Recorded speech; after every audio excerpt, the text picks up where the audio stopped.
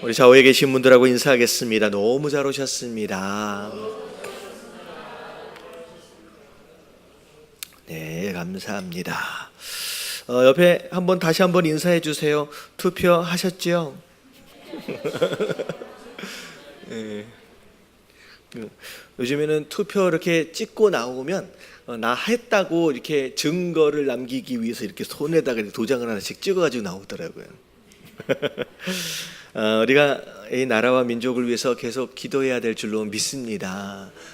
정말로 이 나라가 또 한국 교회가 하나님 앞에 또 쓰임 받을 수 있는 마지막 때 정말 중요한 이때에 하나님께 쓰임 받는 나라가 되어야 되고요, 민족이 되어져야 하고요. 그런 한국 교회가 됐으면 좋겠습니다. 그래서 정말 새롭게 세워지는 분들이 하나님의 뜻을 알게 하시고 또 하나님 두려워할 수 있는 그런 사람들이 세워졌으면 좋겠습니다. 자, 우리가 이제 오늘 4번서부터 갔는데 1번이 뭐에 대한 내용이었냐면 창조에 대한 내용이었어요. 하나님이 이 세상을 만드셨다. 그래서 구약 성경 전반적으로 깔려있는 가장 중요한 신앙이 뭐예요? 창조신앙이에요. 하나님이 이 세상을 만드셨다. 그러므로 이 땅이 누구 거라는 거예요? 네, 하나님 거예요. 그래서 이사야의 이야기들을 쭉 보면 내가 이 세상을 지었다, 내가 이 인생들을 만들었다라고 말씀하시면서 꼭 뒤에 뭐가 붙냐면 그러므로 너희는 누구 것이다? 내 것이다 라고 말씀하시는. 그래서 이 창조에 대해서 우리가 첫 번째 살펴봤고요. 창조했던 이 세상, 어떻게 보면 하나님의 형상으로 만들어진 인간이 어떻게 했어요? 불순종함으로 말미암아 죄를 짓게 되죠. 그래서 이 죄를 짓게 되어지는 것으로 말미암아 모든 문제가 시작되었다는 거예요. 그래서 오늘날 우리가 경험하고 있는 모든 문제의 뿌리는 어디에부터 시작된 거예요? 우리가 그 하나님과 더불어 하나님에게 죄를 짓는 것에서부터 모든 문제가 시작되었다는 거죠. 그리고 3번 지난주의 내용이 무슨 내용이었냐면 이제 그 죄로 인한 하나님의 심판하심이 있었어요. 그래서 에덴 동산에 있어진 그 죄로 인하여 에덴 동산에서 쫓겨나게 되고 우리 인생들이 허락하신 그 영생에 대한 권한을 하나님이 다시 되찾아 가심으로 말미암아 이제 제한적인 인생을 살 수밖에 없는, 그리고 영적으로뿐만 아니라 육적으로도 흙으로 돌아가야 하는 그런 운명, 이게 죄로 인한 심판이었고, 그 이후에도 수많은 인생들이 죄를 지어서 어떻게 했어요? 노아 당시에 하나님께서 물로 심판하셨던 그런 사건들이 있었죠. 자, 그래서 오늘 4번서부터 나오는 내용이 노아 심판 이후, 자, 노아의 자녀가 3명이 있었어요. 셈, 함, 야벳이라고 하는 이 세 자녀로부터 시작되어지는 새로운 인류가 또 어떤 죄를 지었느냐라고 하는 거에 대한 내용이 자, 이제 4번서부터 나오는 내용입니다. 자, 주제가 뭐냐면 바벨탑이에요. 바벨탑. 자, 주요 인물, 중심 인물이 노아의 세 아들 셈, 함, 야벳에 대한 내용인데, 자, 밑에 한번 읽어보도록 하겠습니다. 홍수로 인하여, 시작. 홍수로 인하여 인류는 멸망하고 노아를 통하여 인류가 다시 시작되었습니다. 그러나 아담과 하와로부터 유전된 인간의 죄의 모습은 사라지기는커녕 오히려 날로 더해만 갔습니다. 새롭게 시작되었던 사람들은 은혜를 저버리고 교만이 높아져 하늘에 닿았습니다. 인간은 더 이상 하나님의 이름을 위해서 존재하지 않고 오직 자신의 이름을 내세우는 데 혈안이 되었습니다. 이런 인간의 악함을 보시려고 하나님은 친히 내려오셔 모두 흩어버리셨습니다. 자, 그래서 1번서부터로 보면 인간이 어떤 상태였느냐라고 하는 것을 보면, 자, 일단 노아 홍수 후에 인간들은 어떤 상태였대요? 자, 우리 창세기 10장 32절부터 11장 2절까지 쭉 한번 읽어볼게요. 시작. 이들은 그 백성들의 족보에 따르면 노아의 자손의 족속들이요 홍수 후에 이들에게서 그 땅의 백성들이 나뉘었더라. 온 땅의 언어가 하나요 말이 하나였더라. 이에 그들이 동방으로 옮기다가 신할 평지를 만나 거기 거류하며 예. 자, 족보 이야기가 쭉 나오면서 노아의 자손 셈, 함, 야벳이라고 하는 이 세 아들로 인하여 여러 이제 족속들이 이제 생겨지게 되죠. 그런 가운데 자, 온 땅의 언어가 몇 개였대요? 하나였어요. 말이 하나였어요. 그래서 글도 하나였고 말도 하나였죠. 그래서 모든 사람들이 그냥 만나면 누구든지 서로 대화가 가능했었던 그런 당시였습니다.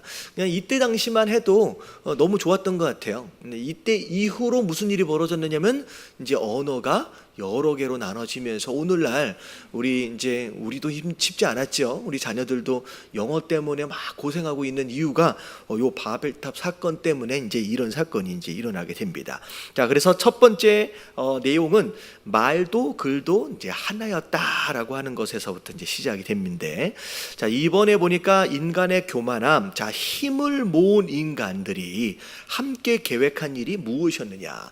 그러니까 마음을 합하고 힘을 합하고, 이게 어떻게 보면 되게 좋은 일 같지만 의도가 잘못되어지니까 이게 어떻게 보면 죄를 짓는 일이 되었다는 거죠. 그래서 창세기 11장 3절부터 4절까지를 보면, 자, 3절만 같이 한번 읽어볼게요. 시작. 서로 말하되 자 벽돌을 만들어 견고히 굽자 하고 이에 벽돌로 돌을 대신하며 역청으로 진흙을 대신하고. 자, 어떻게 보면 이 전의 시대만 해도 벽돌로 무엇인가를 짓는 게 아니라 뭘로 지었어요? 돌을 다듬어서 지었어요. 그래서 이제 돌을 다듬어서 지으면 돌을 찾는 것에서부터 그 적당한 규격의 돌을 찾고 또 거기에 이제 공사를 할 수 있게끔 다듬는 이 작업들이 굉장히 시간도 오래 걸리거든요. 근데 자, 뭘 만들기 시작했어요? 더 빨리 건축을 할 수 있게끔 벽돌을 굽는 기술이 이제 발달을 하게 됩니다. 그러니까 이 벽돌을 굽게 되는 것으로 인해서 돌을 찾아올 필요도 없을 뿐만 아니라 그냥 가지고 있는 흙을 가지고 구워 가지고 바로 건축을 할 수 있는 자재들을 그 현장에서 만들 수 있는 기술이 이제 생겨지게 되겠죠. 그래서 이제 갑작스럽게 어떻게 보면 과학적으로 여러 가지 기술들이 발달을 하게 되면서 무엇인가를 짓자라고 함께 모였는데 4절을 보니까 뭐라고 얘기하느냐? 자, 성읍과 탑을 건설하재요. 자, 여기까지만 해도 그냥 괜찮아요. 근데 그 탑의 꼭대기를 어디까지 닿게 하자? 하늘까지. 자, 이 의도가 뭐예요, 지금? 하늘까지 높은 탑을 쌓자라고 하는 이것 자체가 어떤 의도에부터 시작된 것이냐? 좀 전에 자, 인간들이 무엇으로 심판을 받았어요? 물로 심판을 받았죠. 그래서 가장 높은 산마저도 덮여버릴 정도로. 그러니까 이 어떻게 되면 이제 다시 또 다른 물의 심판이 있어진다라고 할 경우에 자, 이 심판을 피할 방법은 뭘 쌓는 거예요? 그 산보다도 더 높은 하늘까지 닿는 무엇인가를 쌓으면 그 심판을 피할 수 있지 않을까라는 그런 의도에서 이 탑이 이제 건축이 되어지는. 그러니까 이것 자체, 이런 마음을 가진 것 자체가 어떻게 보면 다시는 무지개를 보여주시면서 다시는 내가 물로 이 세상을 심판하지 않을 것이다 라고 하시는 하나님의 약속을 믿은 거예요, 안 믿은 거예요? 안 믿었을 뿐만 아니라 심지어 그렇게 하나님이 심판하신다라고 한다면 그 하나님의 심판하심에 대하여 어떻게 보면 회개하고 돌이킬 생각은 안 하고 그냥 뭐 할 생각만 하는 거예요. 오히려 그 심판을 인간적인 의지와 노력과 실력으로 오히려 이겨보겠다라고 어떻게 보면 하나님을 향하여 정면으로 저항한 그런 모습이 되어버렸다는 거죠. 그리고 심지어 자, 심판을 피할 뿐만 아니라 자, 누구의 이름을 내재요? 우리의 이름을 내는 거예요. 사람의 이름을 내자는 거예요. 여러분, 이게 사람의 명예욕이라는 거예요. 그래서 종종 보면 이 별들 이름들을 이렇게 할 때 별이 어떻게 이름들이 만들어지냐면요, 제일 먼저 발견한 그 사람의 이름을 가지고 그 별의 이름이 만들어진대요. 심지어 예전에는 그 뭐예요? 무슨 태풍이 온다든지 뭐가 그러면 그걸 제일 먼저 발견한 사람이 자기 이름을 가지고서 그 이름을 짓는데, 그러니까 사람의 이 명예욕이라는 것은 어떻게 해서든 자꾸 자기를 드러내려고 하고, 어떻게 보면 높임을 받으셔야 할 분은 누구예요? 사실은 하나님 딱 한 분인데 자꾸 그 자리에 앉고 싶은 마음이 이 안에 있는 거죠. 여기서 우리 이름을 내자라고 하는 이 모습 자체가 원래 하나님이 있어야 할 그 영광스러운 자리를 자꾸 탐하는 것으로 인하여서 이제 이런 죄가 이제 지어지게 됩니다. 그리고 나서 온 지면에 흩어지라고 말씀하셨거든요. 땅에 충만하라고 말씀하셨는데 어떻게 하자는 거예요? 흩어지지 말자는 거예요. 우리가 모이자는 거죠. 그래서 흩어짐을 면하자라고 말하면서 하나님의 어떤 말씀하심에, 명령하심에 정면으로 대적하는 모양새를 이제 이 바벨탑을 통하여 보이게 되는 거죠. 자, 그래서 밑에를 보면, 자, 인간들은 바벨탑을 왜 쌓았을까요? 그것은 자, 하나님께 복종하기를 원하지 않았기 때문에. 복종하면 심판이 없잖아요. 근데 심판을 피할 길을 찾는 거죠. 이게 복종하기를 처음부터 거부한 거예요. 자, 인간들은 스스로 만든 문명으로 자, 누굴 대신한다? 하나님을 대신하네. 하나님 없이도 스스로 생존할 수 있는 문명을 만들기를 작정했다는 거죠. 더군다나 당시 바벨탑은 뭐에 해당되어지는 것이다? 신전에 하나님이 아니었다는 거예요. 자, 더 읽어볼게요. 높은 탑으로 시작. 높은 탑으로 자기들의 이름을 드러내는 아담과 같은 반복의 죄를 지었습니다.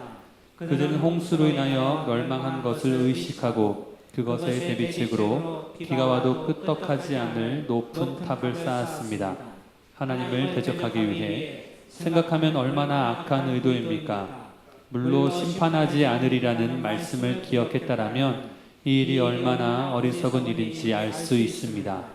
하나님을 위한 것이 아닌 인간의 욕망을 위해 인간은 하나가 된 것입니다. 자, 그래서 자, 이것으로 인간들이 하나가 다 되어져서 함께 일을 도모하게 됩니다.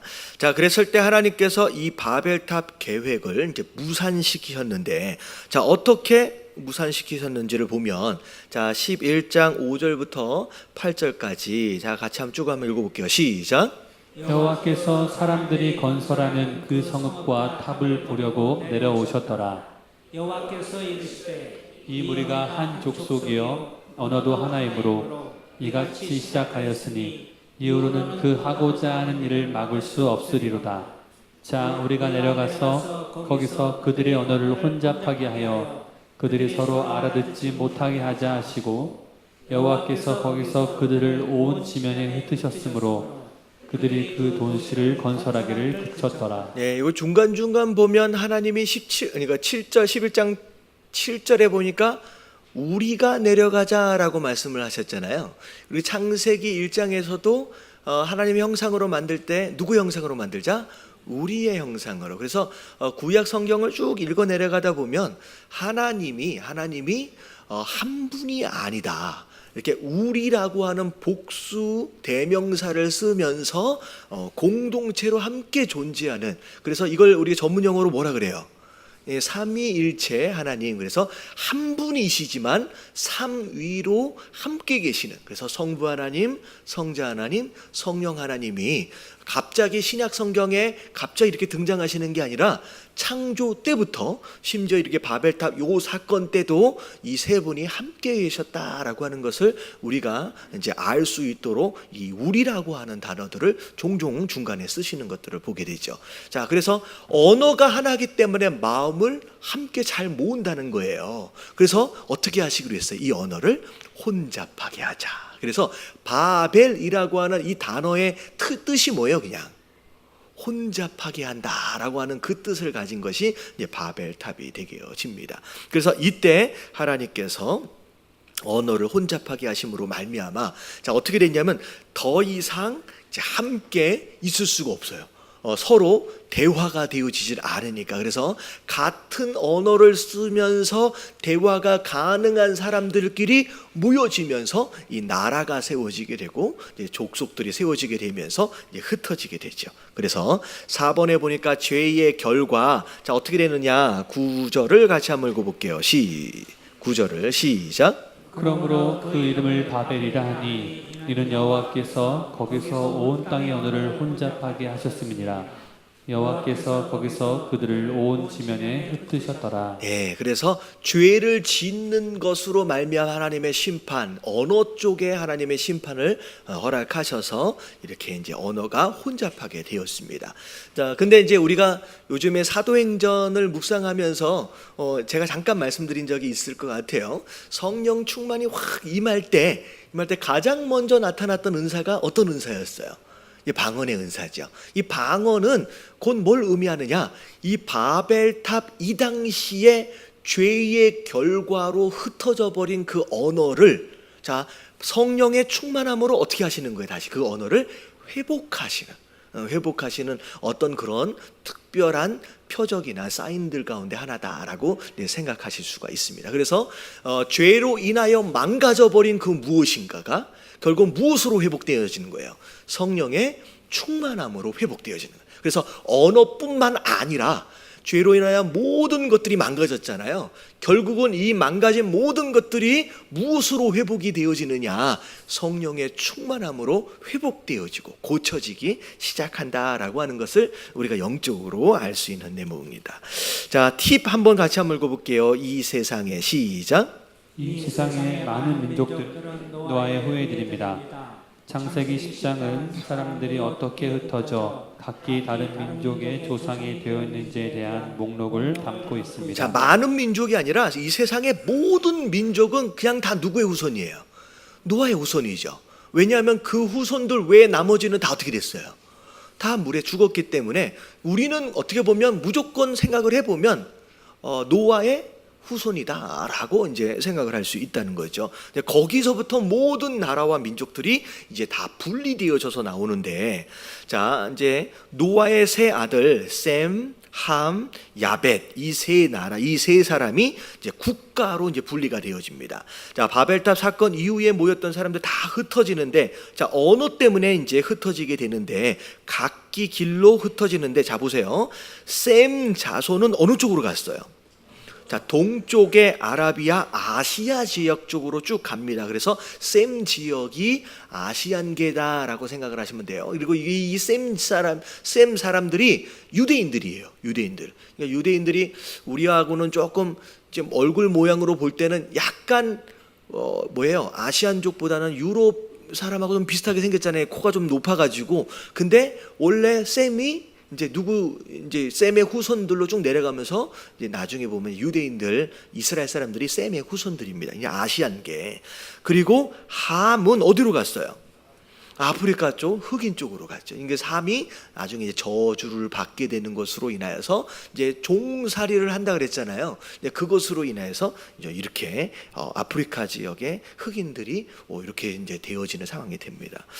자, 옛날에 노예 제도가 있었을 때 약간 그런 경향이 있었어요. 이제 함에게 내렸던 저주가 이제 결국은 이제 이루어지는. 근데 그것으로 백인들이 마치 그것을 당연한 것처럼 정당화했던 그런 적이 있습니다. 그래서 너희들은 저주를 받아서 우리의 이제 종이 된다라고 저주를 받았기 때문에 너희는 당연히 종이 되어야 한다라고 막 합리화시키고 했던 그런 내용들이 있습니다. 근데 그렇게 합리화해서는 안 되죠. 자, 그리고 야벳. 자, 이쪽이 이제 백인들. 이제 유럽 쪽으로 이렇게 정착을 하게 되면서 이제 그렇게 됐다라고 이제 얘기를 합니다. 근데 이것도 이제 솔직히 말씀은 이제 저주나 축복이나 이런 것들을 근거로 이렇게 이제 지역적으로 좀 나누긴 했지만 정확하게 뭐 아시아, 유럽, 아프리카 이렇게 칼로 이렇게 뭐 두부 자르는 것처럼 그렇게 딱 나눠지진 않아요. 그러니까 이제 말씀을 근거로 학자들이 아마도 이렇게 족속들이 나누어지지 않았겠느냐라고 이제 가설을 이제 얘기를 한 것이지, 이게 이제 이대로 그냥 딱 맞다라고 이제 성경에는 정확하게 설명이 안 돼 있으니까 그렇게 여기까지만 그냥 대충 이제 알고 계시면 될 것 같아요. 자, 지금 세계는 거기 한번 읽어볼게요. 시작. 지금 세계는 다른 언어로 인하여 이질감을 느끼면서 서로 반목하고 살고 있습니다. 그러나 알고 보면 우리는 모두 다 하나였습니다. 죄로 인하여 흩어진 우리들이 이제는 그리스도 안에서 모두가 다시 하나가 되는 세상이 되어야 합니다. 네, 이게 언어가 흩어지면서 많은 민족과 나라들이 생겨나고, 그리고 각각 각 나라와 어떤 각 민족들의 이권을 위해서 서로 반목하고 전쟁하고 싸우는 그런 일들이 어찌 보면 오늘날까지 계속 이어져 오고 있다라고 하는 거죠. 그래서 사실 우리나라만 해도 굉장히 오랫동안 지금 북한하고 남한으로 나눠진 상황 가운데서 계속 이제 긴장 상태로 지금 이어져 가고 있잖아요. 어떻게 보면 어제 이제 북미 대화가 또 있어지게 되고 좋은 징조들이 좀 있어지긴 하지만 어찌됐든 일부분에 있어서도 우리가 함께 좀 기도해야 될 부분인 것 같아요. 어떻게 보면 너무 좋은 하는 상황들인데 또 이게 진짜 끝까지 좋아져야 되거든요. 그렇죠? 근데 하나님 정말 이것이 정말 아름답게, 그래서 진짜 하나님이 원하시는 그런 모습의 소위 말하는 통일이 되었든 뭐가 되었든 그렇게 이루어졌으면 좋겠습니다. 그래서 우리가 통일되는 것을 많은 주변에 있는 나라들이 별로 안 좋아한다 그래요. 왜냐하면 통일되면 우리가 너무 세진다 그러더라고요. 근데 우리 나라가 세진다라고 하는 그런 의미보다는 우리가 통일되는 것으로 인하여서 또 교회가 할 일들이 있고요. 하나님께서 주신 사명들이 더 있을 것 같아요. 그래서 그 일에 끝까지 쓰임받도록 하기 위해서 좋은 일이 있었으면 좋겠습니다. 할렐루야. 그런데 이때부터 이런 식으로 상황이 되고, 사실은 아프리카나 어떻게 보면 저쪽 이슬람 지역 같은 경우에는요, 하루에도 수십 번씩 전쟁들이 많이 일어난대요. 그래서 아프리카 같은 데 선교지를 가보면 그 일부 다처제 이런 것들이 많이 있잖아요. 근데 그럴 수밖에 없는 이유는 너무나도 많은 부족들 가운데 전쟁들이 있어서 성한 남자들이 없어요. 다 죽고, 그러다 보니까 여자들만 다 남아 있는 거예요. 애들만 다 남아 있는 거예요.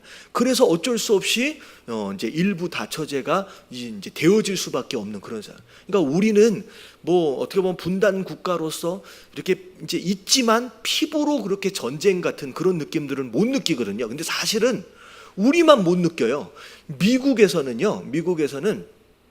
북한에서 뭐 했다 하면요, 미국에 있는 우리 한인들은요 가슴이 콩닥콩닥 뛴대요. 근데 사실 남한에 살고 있는 우리들은요 하도 일들을 많이 경험하니까 미사일 쐈다 그러면 또 쐈나 보다 이러고 있다는 거예요. 그러니까 우리는 너무 무감각해져 있는데, 우리 말고 다른 세계에 있는 우리 한국 민족들은요 되게 막 불안하기도 하고 염려하기도 하더라고요. 근데 이게 사실은 이때부터 이런 문제들이 이제 시작되었다라고 이제 생각하시면 될 것 같습니다. 자, 그래서 이제 바벨탑으로 인하여서 나라와 민족들이 이제 다 생겨나게 돼요. 자, 여기까지가 창조 시대에 대한 내용이 여기까지가 이제 정리가 되고, 자, 이제 5번의 내용이 아브라함서부터 시작되어지는 족장 시대입니다. 족장 시대는 그야말로 하나님께서 족장들을 세우셔서 그 족장들에게 언약하시고 약속하시는 가운데 그 약속이 그 다음 족장으로 이제 이어져 내려가면서 하나님께서 그분의 뜻을 이루어 가시는 과정이죠. 그래서 자, 족장하면 4명의 족장이 있다고 생각하시면 돼요. 자, 첫 번째 1대 족장이 누구예요? 자, 아브라함이죠. 자, 그 다음에 아브라함의 그 다음 족장이 누구예요? 자, 이삭입니다. 자, 이거는 영적으로 하나님이 약속하신 그 아들이에요. 근데 이삭 전에 또 다른 아들이 하나 있었죠. 그 누구였어요? 이스마엘. 근데 이스마엘이 이삭보다 나이가 더 많았지만, 자, 하나님께서 약속의 아들로 주신 자가 아니기 때문에, 자, 이삭이 이제 영적으로 족장이 되어져서 2대 족장이 되어집니다. 자, 이삭 다음에 자, 2 아들을 낳게 되는데 누구와 누구예요? 에서와 야곱이죠. 일반적으로 족장은 맏아들이 족장이 되는 것인데, 자, 하나님은 누굴 선택하셨어요? 자, 에서가 아니라 야곱을 선택하심으로 말미암아 야곱이 3대 족장이 됩니다. 그리고 실제적으로 야곱이라고 하는 사람에게 이스라엘이라고 하는 새로운 이름을 주시면서 이스라엘 나라의 이름이 사실 누구서부터 시작된 거예요? 이 야곱으로부터 시작되어지게 됩니다. 자, 그리고 나서 이 야곱이 몇 명의 아들을 낳게 되느냐? 12명의 아들을 낳게 되죠. 자, 12명의 아들이 이스라엘 나라의 12지파의 이제 근간이 되어지게 됩니다. 중간에 나중에 보면 요셉 지파가 둘로 나눠지면서 전체로 볼 때는 13지파가 되죠.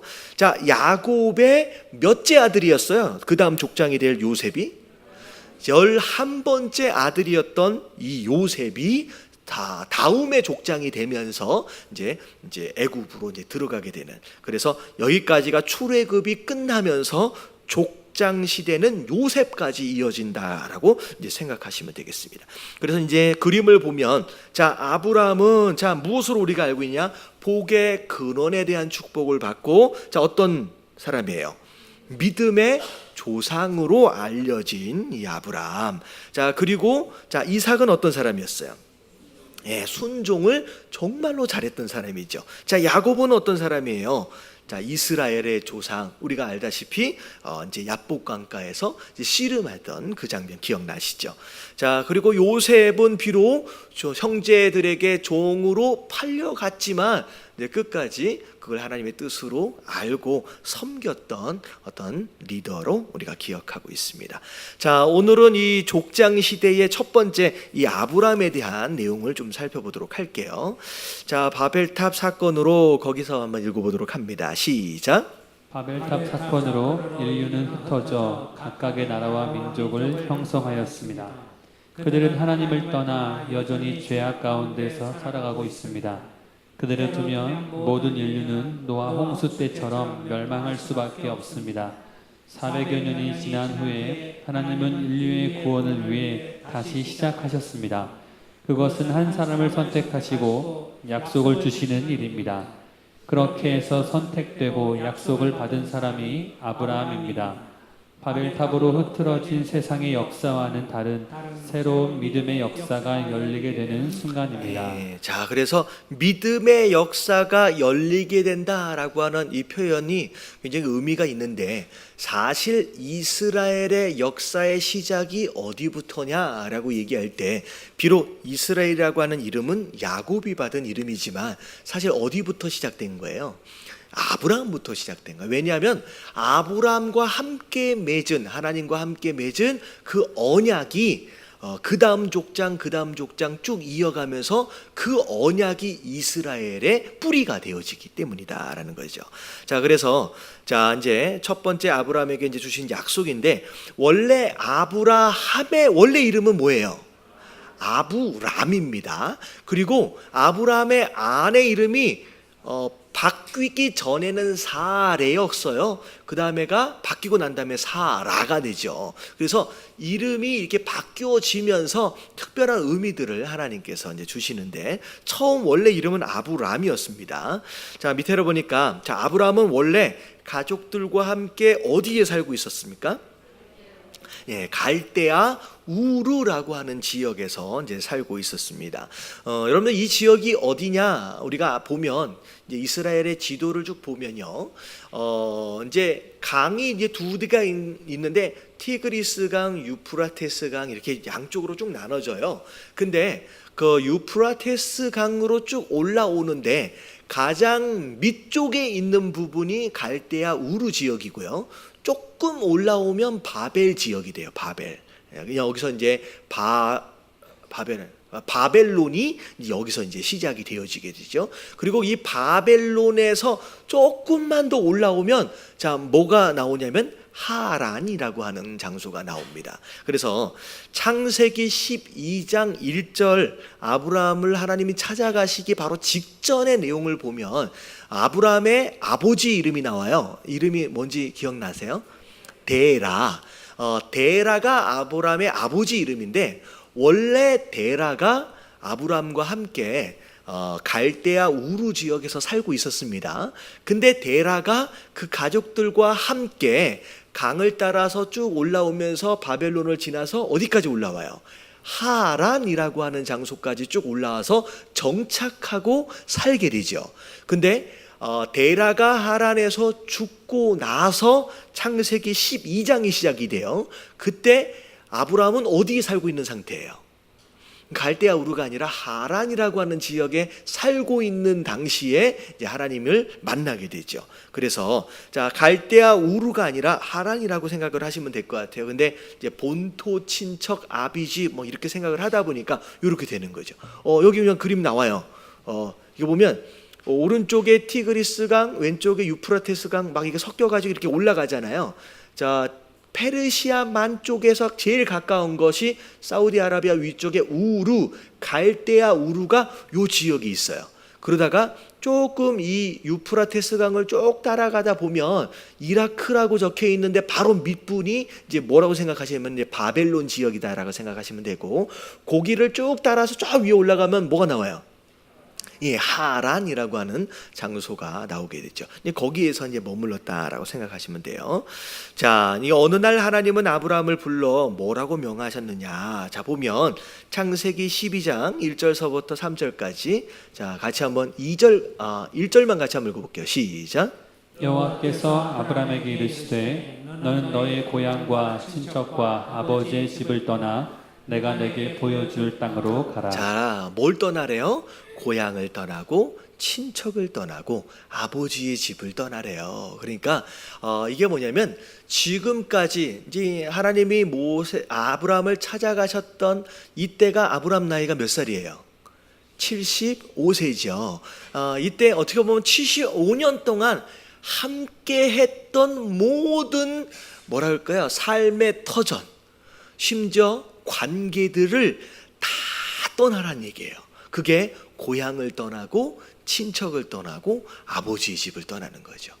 이게 오늘날 같은 경우에는 친척들끼리 같이 모여 살지를 않기 때문에 뭐 이렇게 그렇게 어려운 게 아니다라고 싶을 수 있지만, 이 당시로 얘기할 것 같으면 같이 모여 살고 있는 그 친척, 그 고향 땅, 그 아버지 집이 유일한 보금자리고 유일한 보호수단이에요. 그래서 함께 모여 사는 것으로 말미암아 힘을 구축하게 되고, 그 다른 어떤 부족들이 쳐들어왔을 때 방어할 수 있는 어떤 그런 인적 자원이 사실 고향 친척 아버지 집으로부터 다 나오는 것인데, 이걸 다 떠나란 얘기는 뭐냐면 누구도 보호해 줄 수가 없는 거죠. 누구도 어떻게 보면 책임질 수가 없는, 그야말로 홀로 서야 하는 어떤 굉장히 위험한 것을 하나님께서 요구하신 것입니다. 결국은 누구만 의지하라는 얘기예요? 딱 하나님만. 이게 떠나지지가 않으면 이런 것 같아요. 하나님만 의지한다라고 하지만 결정적인 순간에 진짜 하나님을 의지하고 붙들어야 할 딱 그 순간에 떠나지 않는 상태로 있으면 뭘 의지하게 돼 있어요? 주변에 있는 눈에 보이는 그 무엇인가를 의지하게끔. 그래서 하나님께서는 진짜 하나님께서 쓰시려고 하는 진짜 그런 인물들을 꼭 세우시기 전에는 꼭 이걸 시도를 하세요. 그동안 편하게 안전하게 의지하고 어떠면 기대왔던 그 무엇인가를 꼭 떠나도록 하시는. 그러니까 아브라함도 이걸 떠나도록 하셔서 철저하게 하나님만 의지하도록 하셨고요. 그리고 나중에 나오지만 애굽에서 종살이하다가 출애굽해서 나올 때 광야에서 하나님께서 40년 동안 뭐만 훈련하신 거예요? 철저하게 하나님만 훈련하도록, 의지하도록 하신. 그리고 다윗도 왕으로 세우기 위해서 어디로 그냥 몰고 가세요? 광야로 끌고 가셔서 누구도 의지할 수 없고 그 광야에서 누구만 의지하도록, 하나님만 철저하게 의지하도록 하기 위해서 이 본토 친척 아비집을 꼭 떠나도록 하시는 과정들이 있다는 거죠. 그래서 우리가 신앙생활을 하다가 종종 이것을 하나님께서 요구하실 때가 있어요. 내가 지금까지 의지하고 내가 지금까지 기대왔던 것들을 이제는 좀 떠나라. 소위 말하면 안전지대, 그 지대를 떠나라 라고 말씀하시면서, 근데 그것은 곧 뭘 하라는 말씀이냐? 지금부터는 누구만 의지하라, 나만 의지하라 라고 하나님께서 사인을 주시는 경우들이 있습니다. 자, 그런 가운데 2절을 보면, 자, 이 아브라함에게 세 가지를 약속하셨어요. 너가 떠나면, 자, 첫 번째, 내가 너로 뭘 주겠다? 큰 민족을 이루도록 하겠다는 거죠. 그러니까 어떻게 보면 지금 함께 살고 있던 이 친척들과 더불어서 이게 점점점 성장하면 이게 민족이 되는 거거든요. 근데 그걸 완전히 떠나서 완전히 새로운 민족을 하나님께서 주시겠다라는 것인데, 자, 이 민족에 대한 약속은 어떻게 보면 자녀에 대한 약속과 함께 더불어 갑니다. 왜냐하면 자녀를 이게 낳아야 그 다음에 이제 가문이 생기게 되고 민족들이 생기게 되니까. 그러니까 자녀에 대한 복이 어떻게 보면 큰 민족을 이루겠다라고 하신 이 약속 안에 이제 포함이 되는 거죠. 자, 그리고 복을 주어서 자, 어떤 인생이 되도록 내 이름을 창대하게 하리라. 그러니까 아브라함이라고 하는 이 이름 자체가 존귀한 이름이 되는 거예요. 이것은 곧 뭘 의미하느냐? 자식 막 많이 낳고 부자 되고 이걸로 끝나는 게 아니라 누가 그 이름을 듣든지 간에 그 사람 하며 존경할 만한 그런 인생을 살게 된다라고 하는 것을 이제 함께 이야기하는 거죠. 자, 그리고 자, 마지막 세 번째가 뭐예요? 너는 복을 받는다라고 하는 걸 뛰어넘는 거죠. 뭐가 된다? 네가 복이 될 것이다. 그리고 옛날 성경에 보면 뭐라고 나와 있어요? 네가 복의 근원이 될 것이다 라고 했어요. 그래서 자, 이 복의 근원, 이 설명이 이제 3절에 나와 있는 내용인데 같이 한번 볼게요. 다 같이 시작. 너를 축복하는 자에게는 내가 복을 내리고 너를 저주하는 자에게는 내가 저주하리니 땅의 모든 족속이 너로 말미암아 복을 얻을 것이라. 자, 이 마지막 줄이 되게 중요해요. 자, 네가 복의 근원이 되겠다라고 하는 것은 곧 뭘로 오면요, 너를 통하여 땅의 모든 족속이 뭘 받는데요? 복을 받는다는 거예요. 여러분, 우리가 이 아브라함의 복을 이미 받은 자로서 우리가 어떤 삶을 살아야 하느냐, 우리가 어딜 가야 복을 받느냐가 아니에요. 이미 우리는 뭐가 돼버렸어요? 복의 근원이 됐어요. 그래서 하나님은 우리에게 뭘 기대하시냐? 나를 통하여, 우리를 통하여 함께 하고 있는 자들이 뭘 받는 거예요? 복을 받는 거예요. 그래서 이런 거예요. 내 남편이 나 때문에 지금 뭘 받고 있는 거예요? 할렐루야. 내 아내가 나 때문에 지금 복을 받는 거예요. 왜냐하면 내가 뭐기 때문에? 복의 근원이기 때문에. 여러분, 우리가 잘 알아야 돼요. 여러분, 이 김포 땅에 오셨잖아요. 여러분, 김포에 오면 잘 살 것 같고, 근데 여러분, 이 땅이 여러분들에게 복을 주는 게 아니에요. 거꾸로 이미 복을 받은 우리 때문에 이 김포 땅이 복을 받고 있는 줄로 믿습니다. 할렐루야. 여러분, 이게 굉장히 건방져 보이는 이야기일 것 같은데, 여러분, 이게 성경적인 원리예요. 여러분, 이 예담 교회 때문에 이 소돔과 고모라가 복을 받는 거예요. 그래서 우리 주변에 처음 오시는 분이 목사님, 여기에 교회가 있어요? 하면서 여기 수없이 마사지 샵에서부터 술집에서부터 그야말로 목사님, 여기 소돔과 고모라인데요. 근데 이 한 중앙에 예담교회가 딱 있어. 진짜 딱 가운데예요. 자리를 아주 잘 잡았어요. 이게 앞에가 로데오 거리래요. 로데오 거리. 로데오 거리에서도 딱 중앙에 우리가 딱 잡아서 이 소돔과 고모라를 이제 변화시킬 이런 이 교회로 세우신 줄로 믿습니다. 그 예담 교회 때문에 이 구례동이요 복을 받고 있는 거예요. 할렐루야. 그래서 이게 성경적인 원리예요. 한국의 무속 신앙은 풍수지리, 무슨 얘기예요? 내가 어디를 가야 무엇으로부터 복을 받는다? 땅으로부터 복을 받는다라고 얘기하는 거예요. 근데 성경 그 어디에서도요, 땅으로부터 복을 받는 개념은 없어요. 오히려 세상에 있는 이 땅이요, 이 피조물들이요, 누구를 기다린대요? 하나님의 아들들을 손꼽아 기다리고 있대요. 왜냐? 누가 그 땅에 사느냐에 따라서 그 땅이 복을 받는 거예요. 여러분, 이게 성경적인 원리예요. 여러분, 미국 땅도 마찬가지예요. 복음이 들어가지 않았을 때는요, 죄송하지만 네이티브 이제 아메리칸들 팬티만 입고 그냥 달려다니는 그런 땅이었어요. 근데 복음이 그 땅에 들어가고 나서 어떻게 됐어요? 그 땅이 복을 받기 시작하는. 복을 받기 시작하는. 그러니까 이게 우리가 복의 근원이라는 거예요. 근데 중요한 게 뭐냐면, 자, 2절과 3절을 보면 하나님이 이 아브라함에게 직접 하신 내용이에요. 내가 너를 복을 줄 텐데 그 복은 그냥 너만을 위한 게 아니라 너를 통하여 다른 민족도 다 복을 받기를 원한다는 거예요. 근데 자, 이걸 말씀을 보면 아브라함이 이삭을 축복할 때를 보고 이삭이 야곱을 축복할 때를 보고 야곱이 그 아들들을 축복할 때를 보면요, 이 뒤에 너를 통하여 다른 민족, 모든 민족이 복을 받을 것이다 라고 하는 말이 다 빠져요. 이게 문제인 거예요. 그러니까 구약 당시에 왜곡된 선민 사상에 물들여 있을 수밖에 없었던 이유 중에 하나가 뭐냐면 아브라함도 그랬고 이삭도 그렇고 야곱도 그렇고 요셉도 그렇고 하나같이 누가 복을 받을 것만 생각해요. 다 내가 복을 받을 것만 생각을 하는 거예요. 그래서 뒤에 나오는, 다시 말하면 복을 아들한테 물려줄 때 너를 통하여 모든 민족이 복을 받을 것이다 라고 하는 이 말만 다 빠져요. 그냥 너만 복을 받아라는 거예요. 근데 하나님이 이삭을 직접 찾아가셔서 복을 말씀하실 때는요, 그때는 꼭 뭘 말씀하세요? 너를 통하여 또 다른 민족들이 복을 받게 될 것이다. 하나님은 꼭 그걸 붙이시는데 이 이스라엘, 이 아브라함의 후손들은 그걸 다 빼먹어요.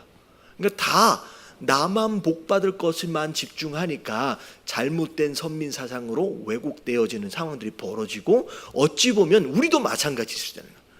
교회를 다니면서도 자꾸 누구 복 받을 것만 생각해요. 나만 복 받을 것. 이게 하나님이 원래 의도하신 바와는 다른 방향이라는 거죠. 우리가 복을 받아야 하는 이유가 뭐예요? 이 복을 나누어 주기 위한 것이다. 여러분, 이게 하나님께서 정말로 원하시는 의도다라는 거예요. 여러분, 이걸 위해서 기도하시게 되길 주님의 이름으로 축원합니다. 그래서 하나님 이렇게 복음 증거하길 원합니다. 이렇게 복을 나누기 원합니다. 라고 하는 것을 하나님께 구하세요. 그러면 그걸 위해 필요한 것들을 하나님께서 채우시기 시작한다라는 거죠. 그래서 자꾸 내 배만 채우지 말고 함께 나눌 것을 여러분 함께 기도하시게 되길 주님의 이름으로 축원합니다. 자, 그래서 자, 이렇게 이제 하나님 약속하신 거예요. 자, T 밑에 한 줄서부터 이렇게 볼게요. 바벨탑 이후로 시작. 바벨탑 이후로 세계로 흩어진 많은 사람들 중에 셈의 족보에 속한 아브라함은 특별히 선택된 사람이었습니다. 자, 여기서 우리가 알다시피 아브라함 누구의 후손이에요? 셈의 후손이 됩니다. 셈의 후손. 자, 그 선택은 시작. 그 선택은 하나님의 계획을 위한 부름이었고 약속을 향한 선택이었습니다. 아브라함의 선택은 행위의 선택이 아니라 전적인 은혜의 선택이었습니다. 아브라함은 하나님의 부름에 지체 없이 따랐고 말씀에 순종했습니다. 하나님은 지금도 말씀에 순종하는 자를 부르십니다. 이것을 보면 아브라함은 노아와 같이 겸손한 사람임을 알 수 있습니다. 자, 그래서 아브라함이 어떻게 의롭다 하심을 입었다 그랬어요? 무엇으로 말미암아? 믿음으로 말미암아. 그래서 우리가 종종 우리 그 공부하시는 분들 가운데 이제 그런 질문들을 해요. 신약 시대 예수님이 오시고 난 뒤에는 우리가 어떻게 구원을 받아요? 예수님을 믿고 또 영접하는 것으로 말미암아 구원을 받잖아요. 그러면 구약에는 어떻게 구원을 받느냐? 율법이 있을 때, 그리고 율법이 없는 이 아브라함 시대, 그럼 어떻게 구원을 받느냐? 구원받는 어떤 방법들이 다른 것이냐? 왜냐하면 구약에는 예수님이 계세요, 안 계세요? 안 계시죠. 근데 율법으로는 우리가 구원을 받아야 못 받아요? 또 못 받는다 그랬는데, 여러분 이렇게 좀 정리가 되면 좋을 것 같아요. 율법이 없는 시대든 율법이 있는 시대든 아니면 예수님이 오신 그 시대든 상관이 없이 우리는 무엇으로 구원을 받느냐? 믿음으로 구원을 받아요. 왜냐하면 성경에 보면 우리의 행함과 행위로 우리가 의롭게 되어지는 게 아니라 무엇으로 의롭게 되어진다? 믿음으로 말미암아 의롭게 되어지는 거예요. 그러면 율법이 없는 아브라함은 어떻게 의롭다 하심을 입었어요? 하나님의 말씀하심을 믿었어요. 그 말씀하심을 따라 순종을 했어요. 그러니까 그 믿음으로 의롭다 하심을 입어서 구원을 받는 것이고, 자, 율법이 있는 시대는 어떻게 하는 거예요? 율법을 주셨어요. 그 율법을 믿고 지켜보는 거예요. 그게 믿음이에요? 근데 안 되잖아요. 그러면 제사를 또 드리는 거예요. 그러니까 이 모든 행위가 무엇을 근거로 한 행위예요? 믿음을 근거로 하여 순종한 행위이기 때문에 그곳으로 죄를 아예 안 지었다가 아니라 그냥 그 율법을 주신 것에 순종하고 그리고 제사 드리라고 하는 것에 순종한 그 모든 것을 하나님이 믿음으로 받으시고 그것으로 우리가 의롭게 되어지는. 자, 신약에 예수님 오셨어요. 이제 뭐 하면 돼요? 이제 율법으로 돌아갈 필요가 없죠. 이제는 예수 그리스도를 믿고 그분에게 순종하는 것으로 우리가 의롭다 하심을 입고 우리가 구원을 받는. 그러니까 신약 창세기서부터 신약까지를 한 통째로 보면 그냥 우리는 어떻게 의롭게 하심을 입는다? 믿음으로 의롭다 하심을 입는 것이고 그것으로 우리가 구원을 받는다라고 정리를 하시면 될 것 같아요. 됐나요? 좀 모르면 다음에 또 우리가 이제 요것이 끝난 다음에 이게 조금 상위 단계의 조직 신학 공부가 또 한 번 더 있을 거예요. 그럴 때 한번 이제 얘기하면 돼. 근데 이 정도 설명하면 대충 된 거죠. 그래서 자, 이게 아브라함은 어떤 사람이냐? 믿음의 사람. 그리고 믿음을 근거로 뭐한 사람? 순종한 사람. 그래서 믿음으로 순종한 사람을 이 교재는 뭐라고 얘기했느냐? 노아처럼 겸손한 사람이다라고 정리가 됐습니다. 자, 그리고 이번에를 보니까 자, 약속을 따라 어떤 여정을 이제 걸었느냐라고 하는 걸 보면 자, 갈 바를 알지 못하여, 이건 굉장히 중요한 표현인데, 자, 어디로 가자라고 목적지를 정해준 상태에서 출발한 게 아니에요. 출발하면서 어디로 갈지를 모르지만 그냥 한 걸음 한 걸음을 가는 거예요. 자, 우리는 종종 그럴 때가 있어요. 앞으로 1년 뒤, 2년 뒤 무슨 일이 일어날지 좀 다 알고 마치 청사진 하나를 보는 것처럼 그냥 다 알고 가면 되게 좋을 것 같죠. 근데 우리의 의도와 바람과는 상관이 없이 하나님은 안 보여주세요. 근데 사실 이런 모르는 게 약인 줄로 믿습니다. 이런 안 보여주시는 이유가 있어요. 제가 그런 얘기 했잖아요. 목회가 이런 것인지 제가 알았다면요, 제가 안 시작했을 수도 있어요. 그러니까 모르니까 시작을 하는 거예요. 여러분 잘 보세요.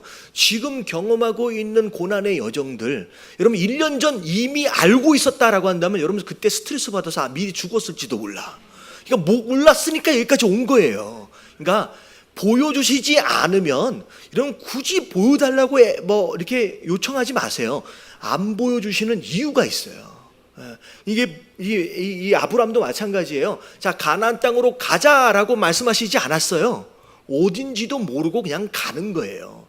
딱 보여주신 것만큼의 한 걸음을 갈 줄 아는 거, 여러분 이게 신앙이고 이게 믿음인 줄로 믿습니다. 그래서 간 거예요. 자, 오직 뭐만 믿고? 약속만을 믿고 아브라함의 가족들을 이끌고 간 여정. 자, 지도를 보면서 말해봅시다 라고 했는데 뭐 여기 교재는 지도가 없는데, 자, 아까쯤에 보셨 여기 그냥 나와버리네. 자, 창세기 12장 1절을 보니까 자, 원래 본토 친척 아버지의 집은 어디였다 그랬어요? 갈대아 우르라 그랬어요. 자, 근데 그때는 아브라함이 주도해서 떠난 건 아니고요. 데라, 아브라함의 아버지가 데라가 이제 주도해서 떠나게 됩니다. 자, 쭉 올라와서 자, 창세기 12장 4절을 보니까 자, 또 어디를 떠나요? 자, 여기서 그냥 지도만 보여주세요. 지도를 그냥 보여주세요. 자, 하란 땅에서 아브라함이 순종하면서 쭉 떠나게 되죠. 그래서 제가 지난번에 좀 잠깐 설명드렸다시피 자, 하란 땅에서 가나안 땅을 딱 떠나려면 올라면 뭘 떠나야 된다고 얘기했어요? 자, 강을 떠난다 그랬잖아요. 그래서 유프라테스 강이라고 하는 지역에 하란 땅이 있어요. 그렇기 때문에 일반적으로 모든 문명들은 뭘 끼고 시작됐냐면 강을 끼고 형성이 됩니다. 왜냐하면 물이 없으면 이제 문명이 이제 시작될 수가 없으니까. 그래서 모든 문명은 강을 따라 시작이 돼요. 근데 자, 하란 땅을 딱 떠나서 강이 있어요, 없어요? 가나안 땅까지 없어요. 여러분 이건 굉장히 위험한 시도입니다. 왜 그러면 이 당시만 해도 우리는 지도를 보고 있지만 그 당시에 이렇게 자세하게 정리되어 있는 지도가 있을 수 없을 뿐만 아니라 어디를 가야 우물을 만날지 강을 만날지 알 수가 없는 상황 가운데서 그냥 철저하게 누구만 믿고 가는 거예요, 진짜. 하나님만 믿고 가는 거예요. 근데 가다가 물이 없으면, 강은 못 만나면 그냥 사막 위에서 그냥 다 죽는 거예요. 그러니까 이 아브라함이 이 하란 땅을 떠날 때에 마치 목숨을 걸고 떠난 것이나 다름이 없다라고 하는 것을 우리가 알 수 있는 대목이라는 거죠. 자, 하란 땅을 떠났어요. 자, 다메섹을 지나서 쭉 들어오면 거기가 어디예요? 거기가 이제 가나안 땅으로 이제 들어오게 된 거죠. 이게 이제 창세기 12장 5절에 나와 있는 내용입니다. 자, 가나안 땅은 넓은 지역을 이야기해요. 즉 그 가나안 땅 안에 자, 어떤 지역에 잠깐 머무르냐? 세겜이라고 하는 땅. 자, 모래 상수리 나무 아래 뭐 이런 내용들이 나와요. 세겜이라고 하는 땅. 자, 그리고 세겜에서 어디로 또 가요?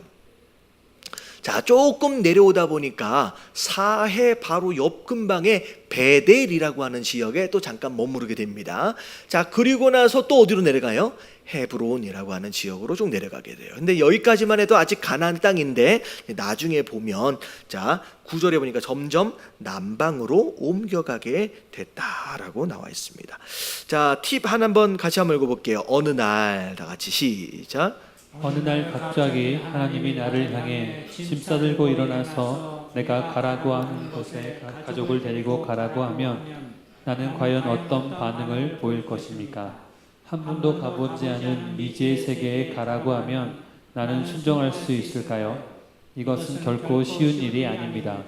75의 늙은 나이에 어느 날 하나님이 목적 위에 나를 부르신다면 나는 과연 어떻게 응답할 수 있을까요? 네, 많은 사람들이 그 하란 땅을 붙잡고서 떠나지 못해요. 그래서 수많은 사람들을 어찌 보면 하나님께서 오늘도 찾아가시면서 떠나자. 내가 복 줄게 라고 말씀하시지만 이 하란 땅을 붙들고 고향 친척 아비집을 붙들고 떠나지 못하는 것으로 말미암아 사실 가나안 땅을 경험하지 못하는 사람들이 많이 있습니다. 근데 이 아브라함의 아브라함 되어짐의 시작이 이 하란 땅을 떠나는 것에서부터 시작되었다라고 한다면 어떻게 보면 신앙생활 하면서 편안하고 안전하고 안락하고 이 정도면 괜찮다라고 여겨질 만한 어떤 그런 삶의 터전, 하나님이 아닌 어떻게 보면 내가 주로 의지하고 붙들고 있는 그 무엇인가가 있다라고 한다면 때로는 하나님께서 요청하실 때가 있다는 거예요. 떠나보라라고 말씀하실 때가 있다는 거죠. 자, 거기에 우리가 뭐 할 수 있어야 돼요? 순종할 수 있어요. 여러분, 이 순종은 계산하고 고민하기 시작하면요 절대 안 되는 거예요. 아브라함이 생각해 볼게요. 소위 말하면 기도해 볼게요. 이렇게 되면요 절대 떠나질 수 있는 게 아니에요. 이게 하나님의 음성이다라고 하는 거에 대한 확신만 있으면 그 다음부터 재지 마세요. 하나님의 음성이다라고 한다면 떠날 수 있는 거, 계산하지 않고 떠날 수 있는. 이 계산하기 시작하면 결국은 이제 순종하는 것이 어려워진다라는 거죠. 자, 그래서 아브라함이 믿음의 조상이 됐고요. 자, 3번을 보니까 자, 아브라함은 또 어떤 사람이었느냐? 하나님을 경외하는 사람이었습니다. 자, 아브라함이 가는 곳마다 가서 머무르는 곳마다 항상 했던 행동들이 있었어요. 자, 창세기 12장 7절 8절 같이 한번 읽어볼게요. 시작. 여호와께서 아브라함에게 나타나사 이르시되 내가 이 땅을 내 자손에게 주리라 하신지라. 자기에게 나타나신 여호와께 그가 그곳에서 제단을 쌓고. 자, 뭐 했대요? 나타나셨던 그 장소에 제단을 쌓았어요. 자, 그리고 베델 쪽에 쭉 가서 장막을 쳤어요.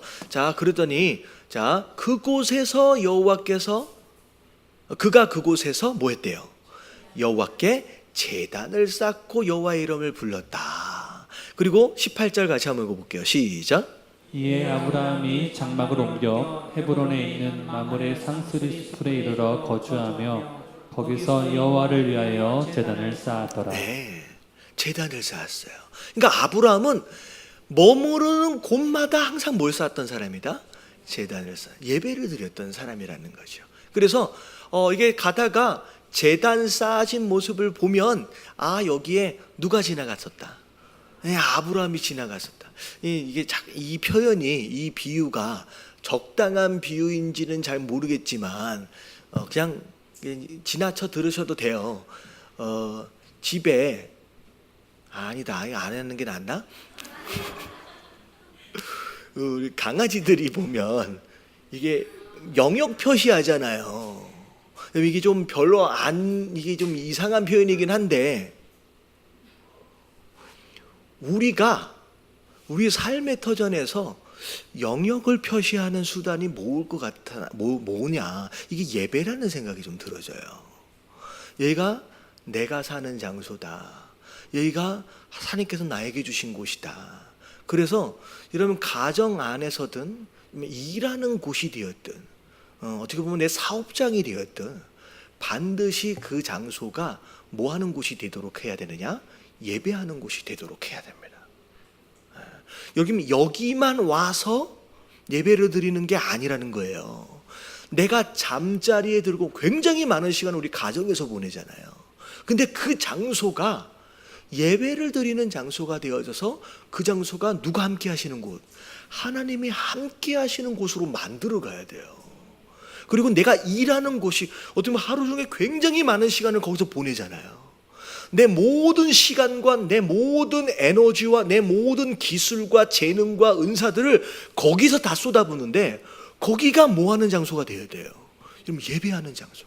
그래서 여러분, 직장을 가든 사업장을 가든 여러분, 그게 굉장히 중요한 습관 중에 하나인데 뭐냐면, 일하기 전에 여러분 10분이 되었든 15분이 되었든 조금만 일찍 가서요, 우리 생명의 삶 큐티 하잖아요. 말씀 묵상을 여러분 5분 10분이라도 하세요. 그래서 그 자리가 하나님과 내가 만나는 자리를 만드시고요, 그 자리가 예배하는 장소를 만드세요. 그러면 여러분, 그 장소가 여러분 기름 부심이 있고요, 여러분 역사하심이 달라져요. 그래서 이 어떻게 보면 이 아브라함이 가는 곳마다 제단을 쌓고 가는 곳마다 예배의 처소를 만들어가는 이런 모습들을 보면서 우리가 진짜 본받아야 될 건 뭐냐면, 우리가 머무르는 그 장소가 예배하는 장소를 만들어가는 거예요. 할렐루야. 여러분, 그러면요, 가정 안에 부르심, 기름 부심이 달라요. 특별히 가정에, 여러분 이렇게 표현하면 좀 어색할 수 있잖아요. 우환이 많은 사람들 있잖아요. 이런 우환이 많은 사람들은 여러분 반드시 그 장소가 예배하는 장소가 되도록 하세요. 여러분, 하나님의 역사심이 달라요. 여러분, 잠자리에 자꾸 가위 눌리시는 분 계세요. 여러분, 잠자리에 들기 전에 반드시 큐티를 하세요. 말씀을 보고 찬양을 부르세요. 여러분, 그래서 이게 영적으로 굉장히 영향력이 있어요. 여러분, 이 영적인 파장과 영향력을 아시는 분들은요, 반드시 자기 전에 기도하고요, 그리고 이사 가면요, 무조건 목사 불러다가 예배드려요. 사업장에서 뭐 직장을 옮기든 뭘 하든요, 반드시 목사를 불러다가 예배를 드리는 이유가 뭐냐면, 여러분 그게 영적으로 어마어마한 영향력이 있어요. 여러분, 예배로 여러분들의 삶에 끊임없이 제단을 쌓아가는 저와 여러분들 되시길 주님의 이름으로 축원합니다. 그러면 이게 영적으로 휘둘리지 않을 수 있고요, 여러분 심지어 가위 눌리는 것도 예배 한 번에 끝날 수도 있어요.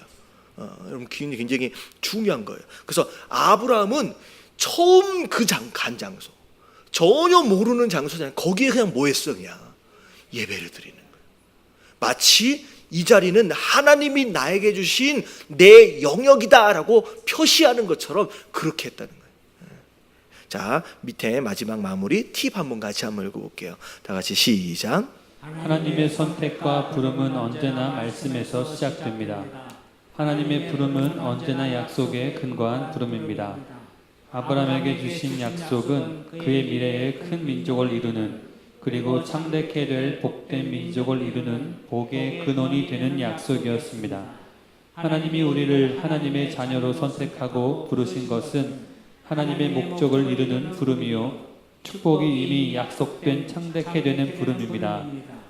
오늘 우리도 언제나 이 비전을 가지고 나아가야 합니다. 네, 하나님의 부르심이 있고 그 부르심에 해당되어지는 특별한 축복들이 있습니다. 그래서 어떻게 보면 우리가 성도로 살아간다라고 하는 것은 이미 아브라함을 부르신 이 부르심 안에 우리가 이미 포함되어져 있다라고 하는 거예요. 그래서 아브라함을 무슨 일로 부르셨는지를 우리가 알고요. 그리고 그 부르심을 통하여 주시겠다라고 하신 그 약속들을 우리가 이 땅을 살면서 누리는 게 우리의 몫이다라는 거죠. 그래서 이 땅을 또 살아가시면서 하나님 나를 어디로 부르셨는지를 알고 그 부르심에 해당되어지는 축복들, 여기 3가지 축복들 나오잖아요. 여러분 이런 축복들을 다 받아 누리시는 저와 여러분들 되시길 주님의 이름으로 축원합니다.